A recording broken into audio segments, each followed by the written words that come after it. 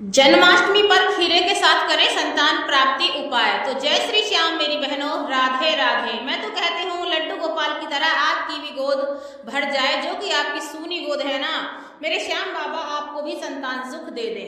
तो मेरी बहनों, आपको करना क्या है? सबसे पहले तो ये जानिए कि आपको करना क्या है। आपको ये मैंने पहले भी वीडियो बना दी है एक कि लड्डू गोपाल का जन्म खीरे में कैसे करवाएं, खीरा रखकर कैसे करवाएं। तो ये मैं अभी आपको नहीं बताने वाली हूँ, इससे पहले की वीडियो आप देख लीजिए। अच्छा जी, अब मैं आपको बताऊंगी कि लड्डू गोपाल का जो जन्म हम जिस खीरे में करवाते हैं, हम खीरे को काटते हैं जन्माष्टमी से एक रात पहले और उसमें लड्डू गोपाल को सुलाते हैं, अगले दिन जन्म करवाते हैं। जन्माष्टमी वाले दिन या तो दिन के 12 बजे करवा लीजिए या फिर रात के 12 बजे।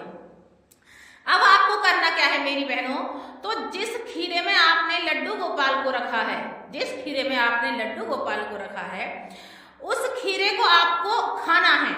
अब खाना कैसे है ये भी मैं बताऊंगी। तो जिन मेरी बहनों को संतान प्राप्ति की इच्छा है, अभी तक कोई संतान नहीं हुई है या फिर एक संतान हो गई है, दूसरी संतान की चाहना है या फिर पुत्र प्राप्ति की चाहना है, तो मेरी सभी बहनें ये काम कर सकती हैं। तो ये मैं बड़े ही विश्वास के साथ करने को कह रही हूँ। जब आप ये काम विश्वास के साथ करोगी मेरी बहनों, तो विश्वास के साथ किया हुआ काम सफल होता है और आने वाली जन्माष्टमी तक आपको भी संतान सुख मिलेगा, संतान प्राप्ति हो जाएगी। तो अब ध्यान से सुनना मेरी बहनों कि आप जन्माष्टमी से पहले एक खीरा लेकर आना। खीरे में लड्डू गोपाल को सुलाना है और उस खीरे को चाकू से नहीं काटना है, ध्यान रहे, चाकू से नहीं काटना है। जैसे मैंने वीडियो में दिखाया है कि चम्मच से काटना है उस खीरे को और फिर उसे थोड़ा सा खाली जगह करके उसमें लड्डू गोपाल को रख देना, सुला देना। जब अगले दिन या तो आप रात को दिन के 12 बजे जन्म करवाती हो तब करवा देना लड्डू गोपाल का जन्म, या फिर आप रात के 12 बजे लड्डू गोपाल का जन्म करवाती हो तो तब करवा देना। अच्छा जी, और लड्डू गोपाल को सुंदर वस्त्र पहनाकर अच्छे से लड्डू गोपाल को झूले पर झुला देना। जब लड्डू गोपाल को आप निकालो तो लड्डू गोपाल को निकालते समय, जन्म करवाते समय आपको क्या कहना है लड्डू गोपाल से कि लाला बस इतना आशीर्वाद देना कि जैसे आज तूने मेरे घर में जन्म लिया है, वैसे ही आने वाली जन्माष्टमी तक तू मेरी कोख से जन्म ले, तू मेरी कोख से जन्म ले। बस इतना कहना, अपने भाव लड्डू गोपाल के सामने रखना और श्रद्धा के साथ में लड्डू गोपाल का पंचामृत से स्नान करवाकर सुंदर कपड़े पहनाकर मंदिर में विराजमान कर देना। अच्छा जी, अब आपको रात के 12 बजे, जैसे कि व्रत रहते हैं, जन्माष्टमी का व्रत रखते हैं, तो हम लाला का जन्म करवाने के बाद में खाना खा लेते हैं। हमारे यहाँ तो ऐसे होता है, बहुत से परिवारों में ऐसा होता है कि मीठा खाते हैं, नमक का नहीं खाते हैं, अन्न नहीं खाते हैं। लेकिन मेरे यहाँ क्या होता है कि लाला का जन्म करवाने के बाद में 12 बजे के बाद में हम खाना खा लेते हैं, संपूर्ण खाना, जो कि दाल रोटी चावल जो भी कुछ होता है हम वो सब खा लेते हैं।